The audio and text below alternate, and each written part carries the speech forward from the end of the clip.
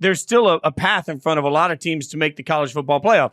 And to me, like, look, I went off, obviously, the other night about UNLV. But the funny thing is you look at a team like UNLV, understanding that the highest-ranked group of 5 school is going to get into the college football playoff, right? And you understand that you can look at the schedule for all these teams and start to say, okay, how does the team get into the playoff? Well, the team gets into the playoff by taking care of business, however that looks for them. And it's actually pretty easy for a team. I'll use UNLV as my first, easy example as the homer that I am. UNLV on Friday, October 25th, takes on Boise State. They take on Boise State at home. Presuming that they take care of business, that's a big presumption in the world. Presuming that they take care of business, they would have an opportunity to get a win against a ranked opponent. They have a coach that has street cred amongst coaches in college football in Odom, and they have an offensive coordinator that Adam mentioned last week is a hot candidate for lots of jobs. Those things together stack to committee love to me. So when I think about having a chance at the college football playoff, most years you can never say that a team like that has a reasonable chance at the college football playoff.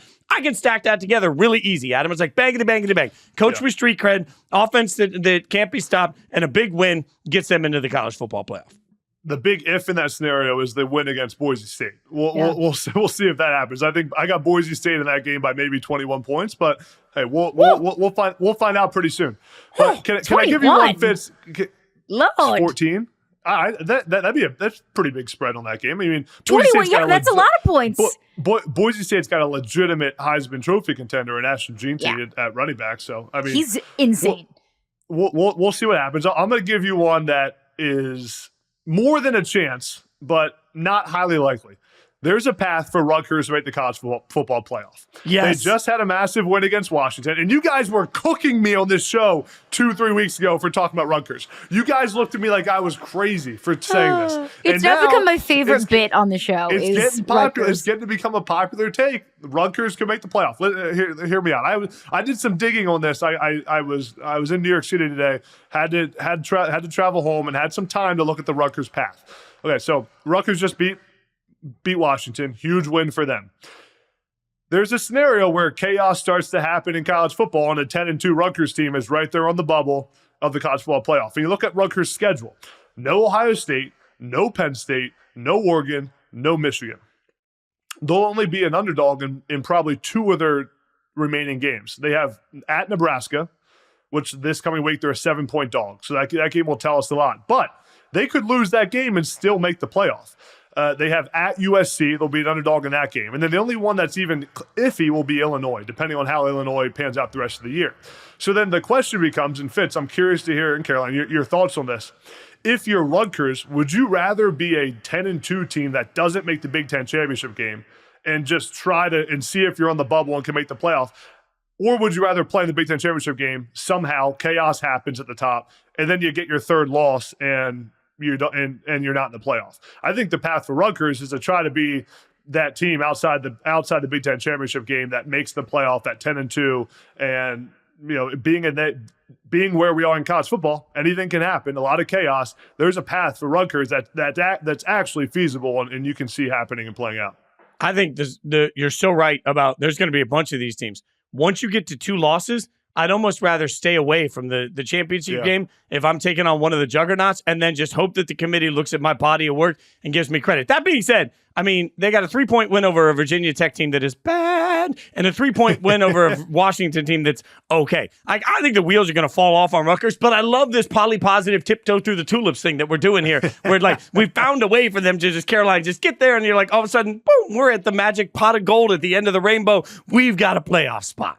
Everybody gets to go to the playoff. Everybody gets an invitation. But it's a fair question you asked, though. And honestly, my answer is I don't know, because I don't know in this new 12-team playoff how much getting to the conference title game is valued. I'll look at last season. Georgia got majorly effed by losing in the SEC championship game. Florida State got majorly effed for winning the ACC championship game.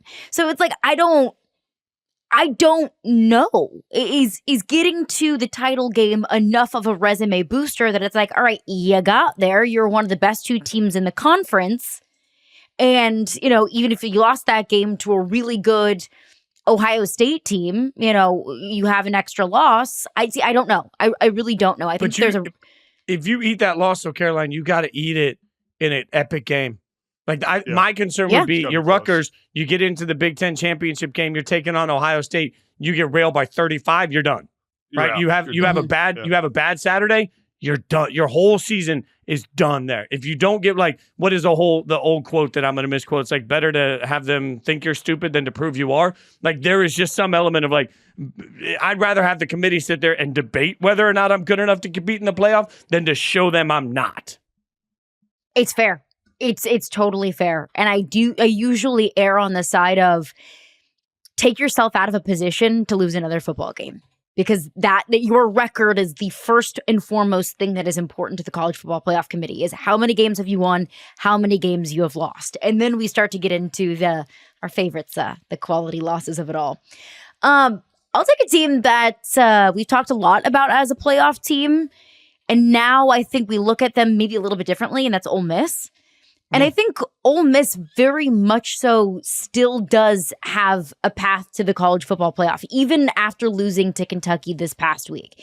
Now, I know we talk a lot about, teams that, yes, mathematically, statistically, their shot of getting to the playoff is still alive, but they looked really bad. And I don't think that they're a very talented team, so it's even silly to even talk about them as a playoff team. I don't think that's the case here with Ole Miss. I think that Ole Miss is still a very good football team.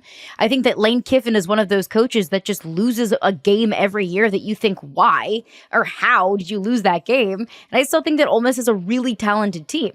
So they took the loss to Kentucky. They have a game on the road at South Carolina. We'll get into that. That's a really interesting one in terms of the sway one way or another as far as Ole Miss's playoff hopes are concerned.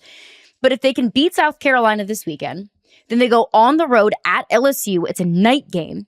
And then you've got Oklahoma, Arkansas, Georgia, Florida, Mississippi State. If Ole Miss can win all the games on their schedule, let's say they drop that game against Georgia, a 10-2 Ole Miss team with a bad loss at home against Kentucky, but when on the road at a solid South Carolina team, on the road at a top 15 LSU team at night, on the road at an Arkansas team that looks solid, not great. I think that there's enough on the resume there, even with another slip up against Georgia on their schedule, that you could make a strong argument that Ole Miss, even at 10-2, can get into the playoffs. So I think the path is still there. It all starts this weekend, though, with that South Carolina game is an absolute must-win if Ole Miss is going to make the playoffs. Must win, but South Carolina is a hard place to play. They should have beaten LSU in that game at South Carolina. So, and SC's off a bye week, 3-1. So absolute must-win for them.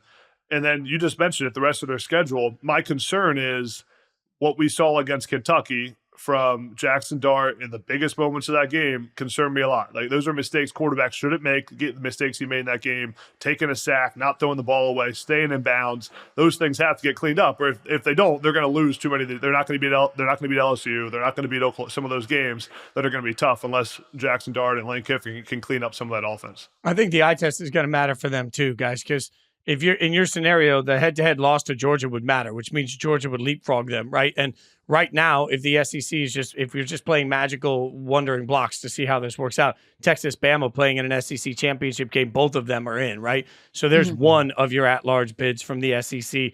A team like Tennessee, a team like Georgia. Now we've got 3 SEC teams taking at-large bids.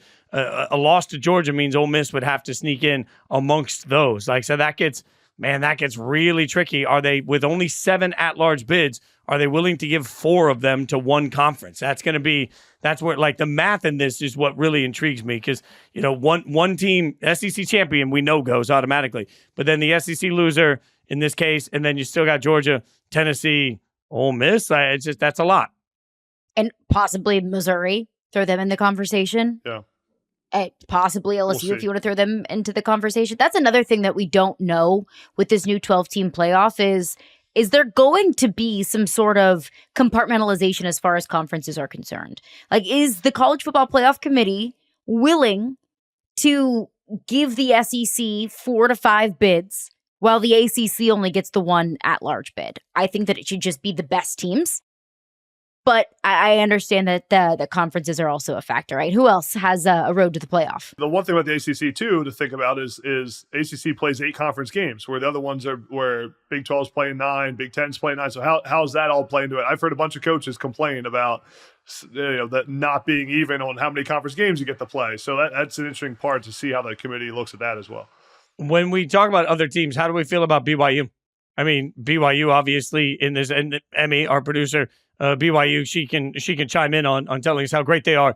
I get that, but BYU's got a sort of a favorable schedule that sits in front of them, and I think something that we'll say a lot, like when you look at it, it all comes down to one game, right? Like presuming you take care of the business that's in front of you, which is the great presumption we're going to make week in and week out with all of these teams. If you start to look at it, it feels like BYU's got a schedule that honestly lays out in front of them in a way where it's like, all right, it's up to you. All you got to do is win what's in front of you that you should win and beat Utah. The Utah game is like, I think on any of these, it's like Colorado. All you got to do is beat Utah. Like, it's a big all you got to do, but it's there for BYU. But I think another team that we can kind of wrap up into that same BYU conversation is Colorado, because I think that Colorado also has a favorable schedule coming down the stretch. They have a bye week this week, and then they play Kansas State and Utah. Those are the only 2 ranked teams left on their schedule. But why I think it's important to mention both of those teams together is it's anyone's Big 12 for the taking right now. Like, I think it's a little bit harder to make a case for Ole Miss to get into the playoff because we know that there are 4 teams that are better than Ole Miss in their conference where things stand right now through 5 weeks. The Big 12, it's all over the place. Like, sure, Colorado could be in the Big 12 title game. Like, sure, Utah could be in the Big 12 title game. Sure, BYU could be in the Big 12 title game. Like, I think it's so much more open in the Big 12 because it is anyone's conference.